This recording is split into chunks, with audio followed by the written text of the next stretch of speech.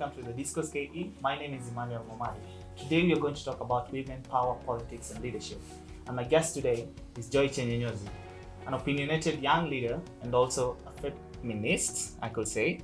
She's a writer and also an ardent reader. So today we are going to talk much on women and also leadership, especially in Kenya. Welcome to the set, Joy. Thank you, Momadi. Yes. So starting now, women have been on leadership. Women leadership, it has transitioned. We've seen it grow. So how was the spaces of women leadership in politics? How has it been so far in the 21st century? Okay, so I think we cannot be able to discuss the position of leadership right now without really going back and looking into what came into play, the factors that came into play, and the foundation from which women now decided I am going to run for a political office, and the need for women to be in politics, the need for women to be in power, the need for women to be in leadership, active politics. So of course it has been a growth process, and it is getting better with time, as everything else is. This is the 21st century. So every single thought that was not yet fully developed in the previous century is now in full motion and getting better done. So what is my opinion on the space where we are at right now? Yes. It could always get better. It could always get better. It could always get better. And what do you think about it in regards to the Kenyan context? Because if we look at the statistics, now women are more compared to men. That's according to the 2017 census. And also we see that, however, there's a low representation and election of women in some spaces. How is this possible? It is possible. Yes. Because there's a contradiction there. Patriarchal society. Okay. But I'll say this. It is very possible in a place where power and politics is not fully defined to every single woman. So for instance, someone who sells vegetables, how would they know the role that they play in policy making? How would they know that they are important in politics other than when they're being given lessons? Okay. So up until there's full integration of women of all walks of life, then of course we will have poor representation of the same women. Up until we might have, I'm hoping we will have a 50-50 government at the very least, where there's women and men, equal representation. Okay. However, equal representation and then power, which power? Are we going to get power in the process? Or will it be conceived power? Will we still continue being the pretty ones to look at? The ones who attract the votes? And then right after that, let's give all the authoritative spots to the men. You talked about women and integration of women from all walks of life. What do you mean? Women from all walks of life? Of what? Yes, I mean women from all walks of life in terms of they have not gone to school, in terms of they sell charcoal, in terms of they are the drunkard in the village, in terms of they are leaders in manufacturing industry, they are scholars, they are outside the country, they are women in different spectrums. They because women cut across every single industry you can think of, really, in whichever form, from cleaning to top management. However, the CEO would most likely be a man. Which brings me to the question of affirmative action. Earlier on, you had pointed out that you're not a very strong proponent of affirmative action, the 2000 gender role. What do you think about that? And why is that?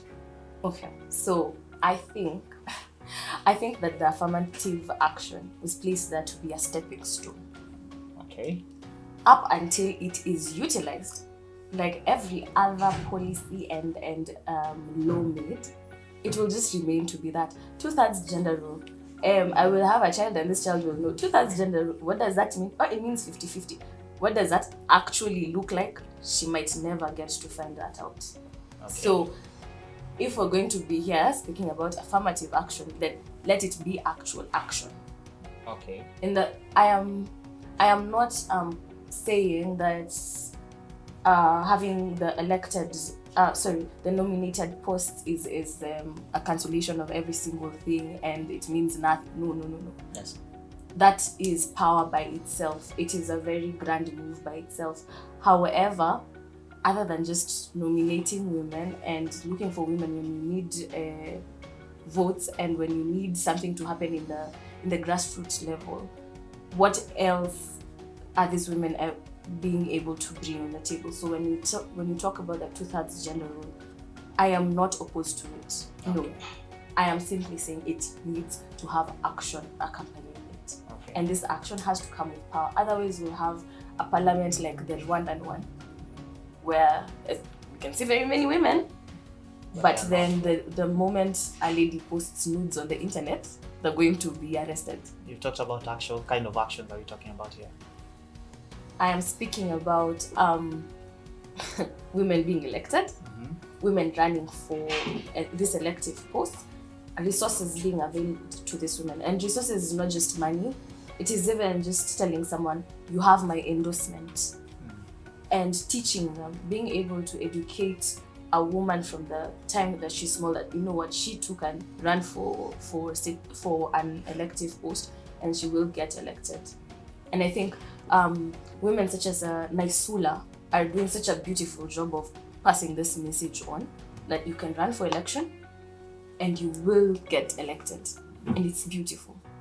Yeah. But there have been women in the leadership positions, and I think also there are women who've been championing from this. We've had Rachel Omamo, we've had Mina Mohammed, we've had Esther Passaris, and other women who've been there, and they're very strong women, especially on parliament. Do you think these women, there's something that they could bring from this? Maybe what kind of policies could they articulate so that the young women like you could come up and say that, yes, this is the action that you brought and we want to follow suit?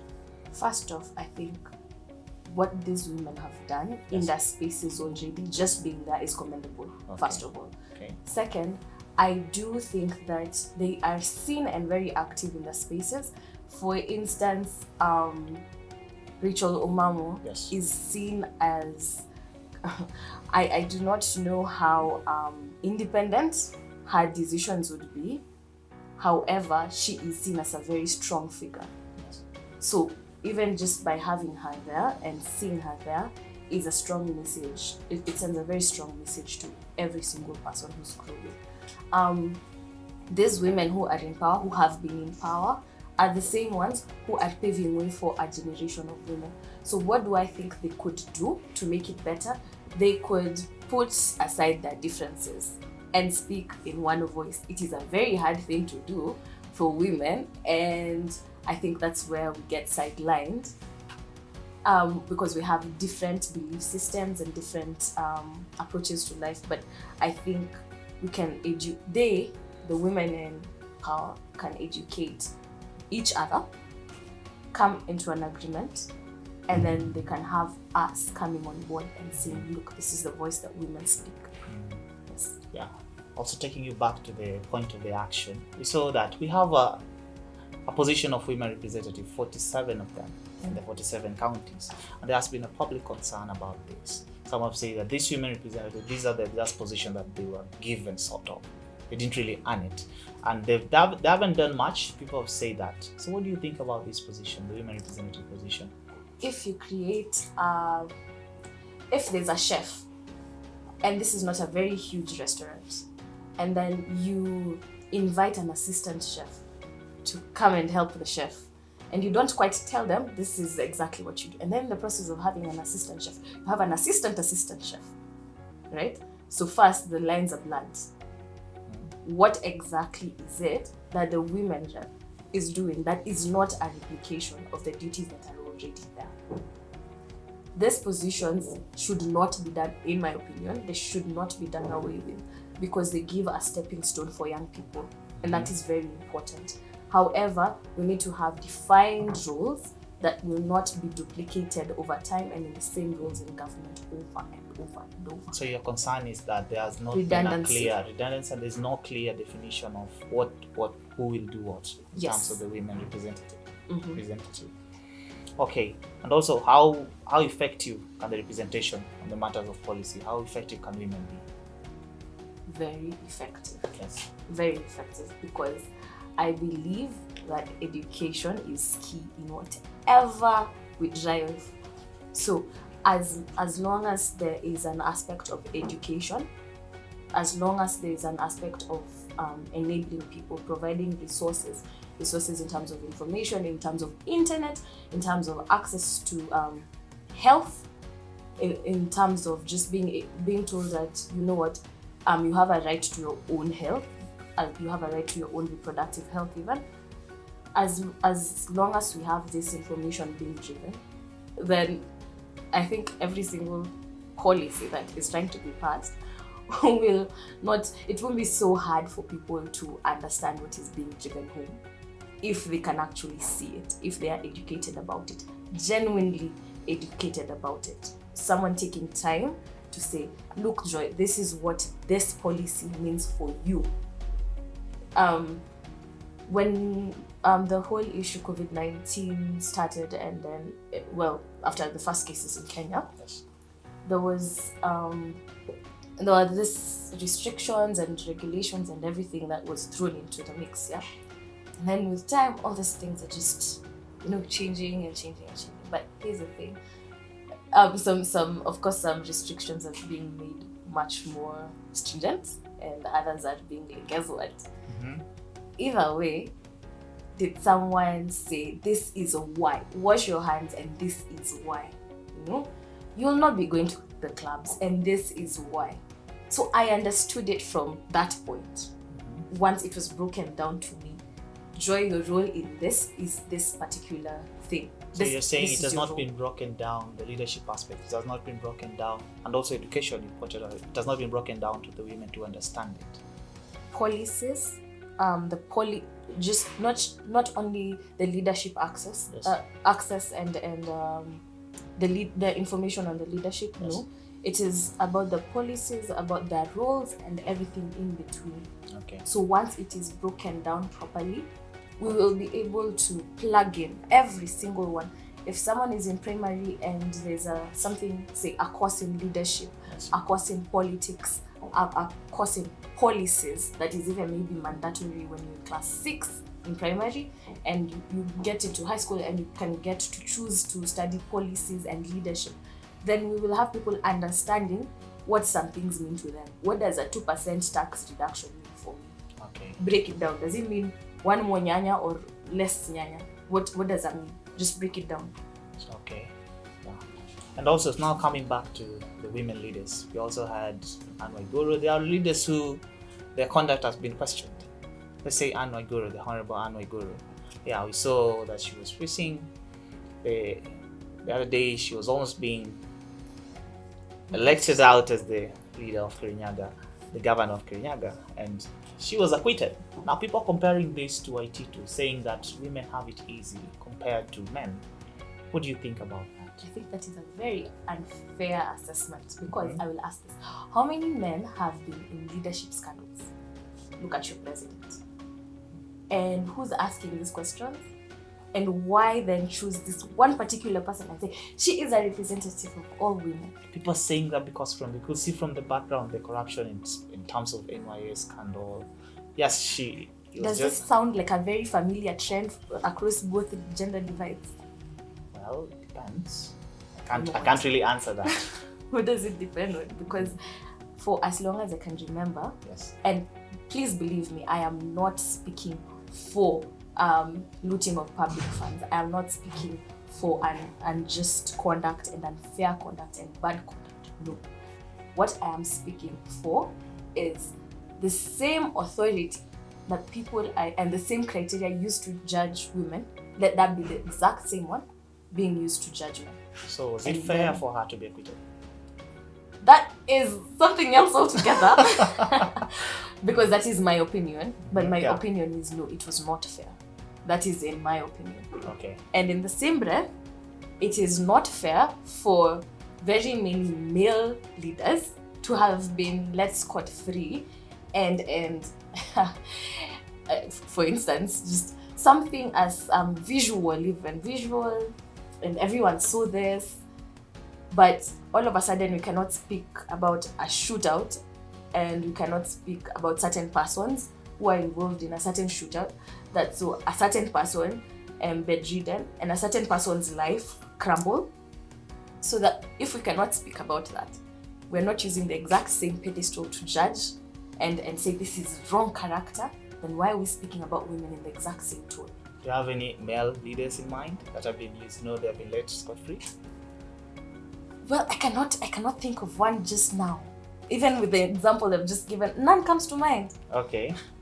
Now, as we wrap up, what do you think about what's the future of the women president in Kenya? The woman president in Kenya. How soon is Kenya prepared for a woman president? Or even a vice president, let's say. I think let's start with a vice president. Okay. Because up until there's actual power, there's real power being bestowed on the women, then we will keep dreaming about a female president. Because she will be there. We might have a female president, but she might become a puppet of the state. So you want the power to be restored first to the women? I would like to see power restored on women. I'd like to see actual power. Actual power. Actual power where people do not have to fight to prove their worth, but we know that this is someone's track record, right? So the exact, as I said, the exact same measures, the exact same pedestal where we're putting men, yeah? Let those rules apply to women as well. Let it be the same. Why can't it just be an equal playing field? Because in the process of educating this woman, she is going to, at one point, be at the same level, be able to take on this man head to head. Women are the ones who are doing the hard work in the background. The party, for instance, in party politics, it is women who run the party politics in the office.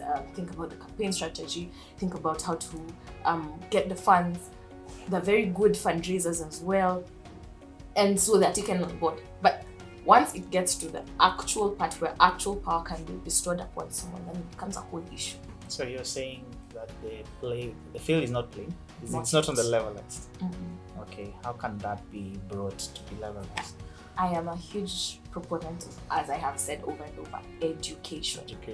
Education. And let us educate our men as we educate our women. Because when we keep educating just the women and telling them this is what you can do, and not telling the men, look, this is what women can do and this is what men can do, and it's pretty much the same in this way and this way. This is what women will not do. This is what women cannot do. And this is what men cannot do. Then let's have a conversation about it. It's not a set of rules. If it's a set of guidelines, it should be flexible. But what it looks like right now, it's a set of you cannot, you will not, you should not. And there you do whatever you're not supposed to do it. Then we will lynch you. We will unleash our public opinions on you as a woman and tell you how you're feeling as a daughter, Okay. you're feeling as a woman. So I think the way forward is education, proper education. Okay. You talked about the vice president. You say we start with the vice president as a preference for women leaders. So who would you vouch for, especially in Kenya? Who would you vouch for as vice president? As it stands now? As it stands now, yeah. I think I would have to think through that. I would need to think through that intently. Yeah, because if you ask me who I think would be a good vice president, male, I still can't give you an answer right now. But you have a president in mind then? Yes, I do. Okay. Maybe just my last question. We saw Joe Biden pick Kamala Harris as his vice president. What do you think about this? And does this, what ripple effect or domino effect will it have on women? Well, first off, I think I don't think very highly of the United States anymore. Mm-hmm. However, given that is a question that we have right now, my answer to that is it's a super cool move. It's a super cool move. Okay. So let's see them elect a female president now. Okay. Because, well, they've been in democracy for a very long time. So where's the female president, right? Okay. Thank you so much, Joy. That's all the time that we had, and we leave it there with the super cool move from Joy Gahenda. Thank you.